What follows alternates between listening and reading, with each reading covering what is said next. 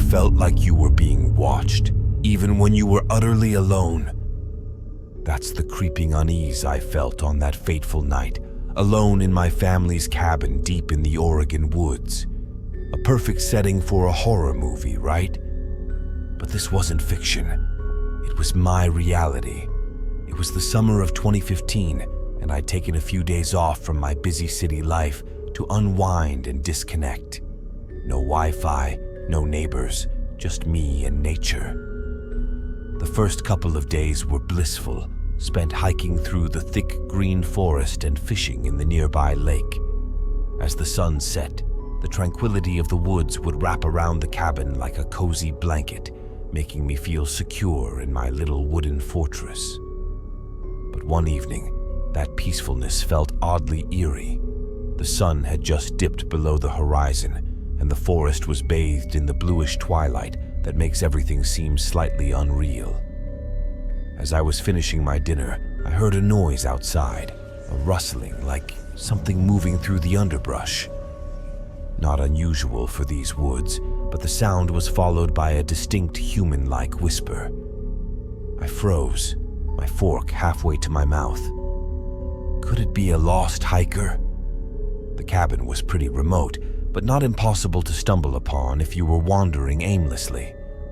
"Hello?" I called out, stepping cautiously toward the window. Silence. Then, faintly, the whispering returned, this time accompanied by a soft chuckle.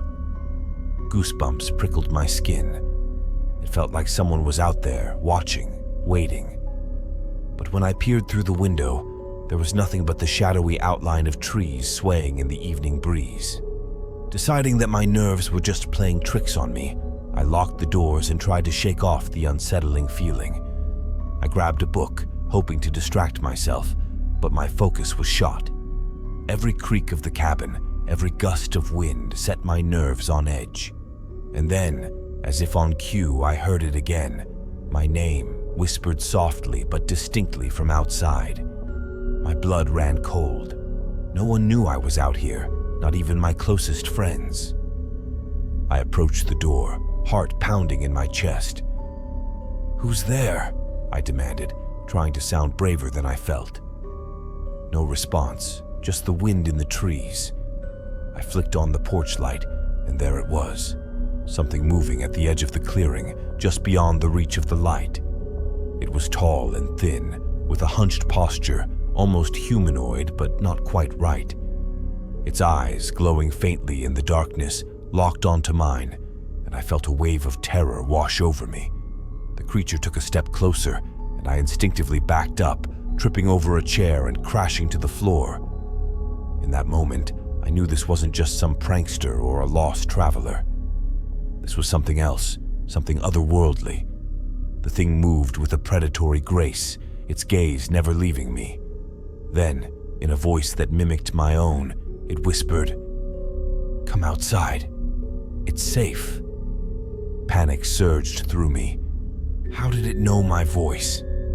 Every horror story I'd ever heard about skinwalkers flooded my mind. They could mimic voices, lure you out into the open. My instincts screamed at me to stay inside, to not let it trick me.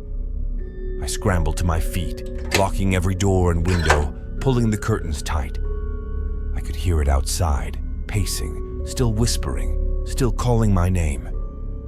It felt like hours before the whispers finally stopped. I didn't sleep that night, too terrified to close my eyes. When morning came, I packed my bags and left, leaving the cabin and its haunting presence behind. Even now, I sometimes wake up in the middle of the night, convinced I can hear that voice calling to me from the shadows. Whatever that creature was, it left a mark on me, a fear that lingers like a shadow just out of sight. But what if it wasn't just a skinwalker? What if there's more out there lurking in the dark, waiting for their next victim? The woods may be beautiful, but they hold secrets we may never fully understand.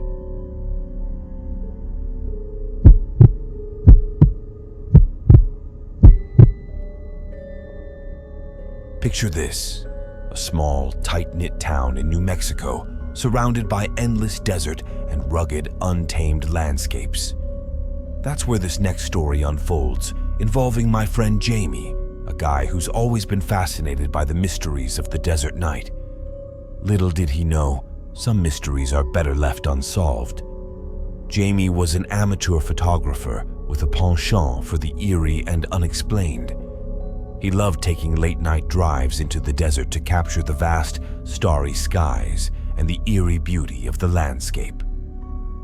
One night, he decided to head out to a spot he'd heard about from a local, a place rumored to be rich in Navajo legends and, as some whispered, haunted by something more sinister. Armed with his camera and a head full of curiosity, Jamie set off around midnight, the perfect time for some astrophotography. The drive was long and desolate, with only the occasional jackrabbit darting across the road. The desert was an expanse of darkness, broken only by the soft glow of his headlights. After an hour or so, he reached the spot, a rocky outcrop overlooking a vast canyon, silent and still under the moon's pale light. Setting up his camera, Jamie felt a thrill of excitement. The stars were out in full force, a glittering canopy above the barren land. He was engrossed in capturing the beauty around him, lost in the art of photography when he first heard it, a faint, melodic humming. It was barely audible, carried on the wind, but it was there, unmistakable. He paused, listening closely. The humming grew louder, more defined. It was like a lullaby, haunting yet beautiful. Jamie scanned the area with his flashlight, but there was nothing, just the empty desert stretching out in every direction. The sound seemed to come from everywhere and nowhere at once. Chalking it up to a trick of the wind, Jamie shook it off and returned to his camera. But then, the humming turned into singing, a soft, ethereal voice. It sounded almost human, yet there was an unnatural quality to it, something that made his skin crawl. The voice began to call out his name, soft and inviting. Jamie froze. His name echoed through the night, repeated by the unseen singer, growing more insistent. He grabbed his flashlight, his heart pounding in his chest. "Who's there?" he called, trying to keep his voice steady. The singing stopped abruptly, replaced by silence so profound it felt oppressive. Jamie's flashlight swept over the landscape, revealing nothing but rocks and shadows. A chill ran down his spine. It was as if the desert itself was holding its breath. Then, at the edge of the light, he saw movement, a figure standing just beyond the beam. It looked like a person, but something was off. The figure was tall, unnaturally so, with elongated limbs that seemed too long for its body. Its eyes glinted in the darkness, reflecting the flashlight's beam with an eerie, inhuman glow. The figure stepped forward, and Jamie could see it more clearly. It wore the guise of a woman, but its features were wrong, too sharp, too perfect, like a poorly sculpted statue trying to mimic a human. And then it smiled, a chilling, predatory grin. The voice that had been singing now spoke, and it was as if 1,000 voices whispered at once. "Come closer, Jamie. Let's talk." Every instinct screamed at him to run, but Jamie was rooted to the spot. The figure took another step, its movements unnaturally fluid, like a marionette on strings. He backed away, nearly tripping over his equipment. The figure stopped, its head tilting to one side, studying him with those cold, glowing eyes. "Don't be afraid," it crooned, its voice shifting tones, becoming more seductive. "I just want to talk." Jamie shook his head, fear finally breaking through his paralysis. He turned and ran, abandoning his camera, not daring to look back. He could hear the voice behind him, now a cacophony of whispers and laughter, chasing him through the dark. He made it to his car, fumbling with the keys, hands shaking. As he sped away, the voice faded, but the feeling of being watched lingered. He didn't stop until he was back in town, lights and people around him, the safety of the familiar. Jamie never went back for his camera. The desert, once a place of wonder, had shown him a darker side. The locals had warned him about the spirits of the desert, the shapeshifters that could lure you in with their voices. He hadn't believed them, not until that night. Now, whenever the desert wind blows, he can't help but think of that haunting voice and those glowing eyes.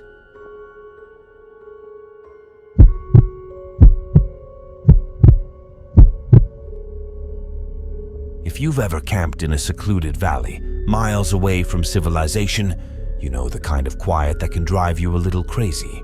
The kind where every rustle of leaves or snap of a twig sets your nerves on edge.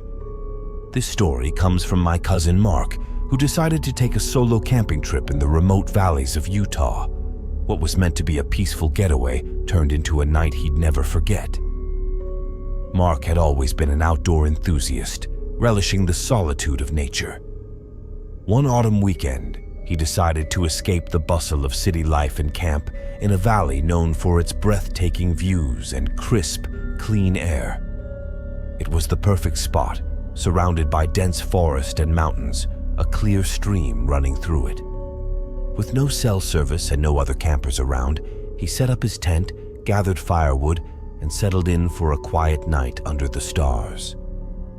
As dusk fell, the valley was bathed in a soft orange glow.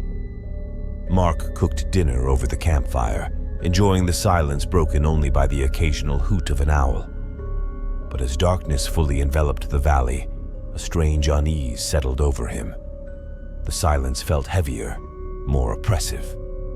Dismissing it as the product of an overactive imagination, he stoked the fire and sat back, watching the flames dance. It was around midnight when he heard it, a long, mournful howl echoing through the valley.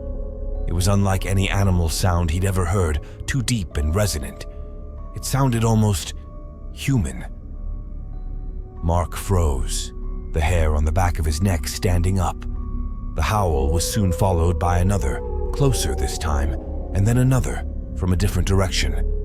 They were surrounding him. Mark's pulse quickened. He grabbed his flashlight and shone it into the darkness, but the light seemed swallowed by the night.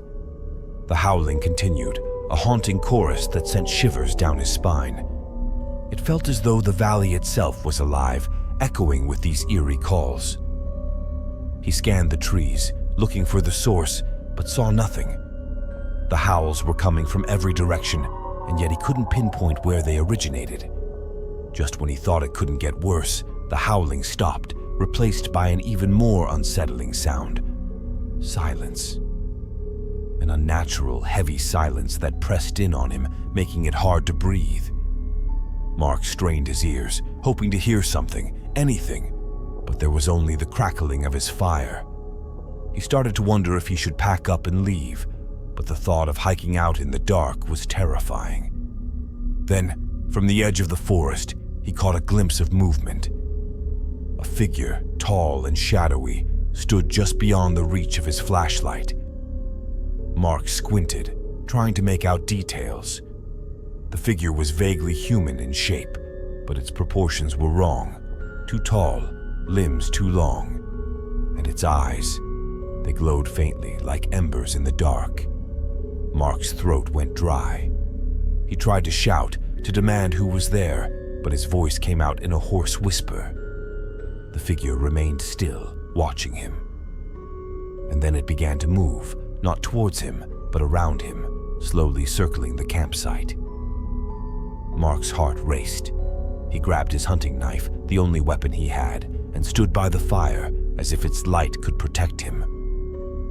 As the figure circled, more shapes emerged from the darkness, all with those same glowing eyes. They moved in unison, like a pack of wolves stalking their prey. Mark felt a primal fear, something he hadn't felt since he was a child afraid of monsters under the bed. He knew he had to do something, but his body felt paralyzed, his mind blank. Suddenly, one of the figures stepped closer, into the edge of the firelight. Its skin was pale, almost translucent, stretched tight over a gaunt face.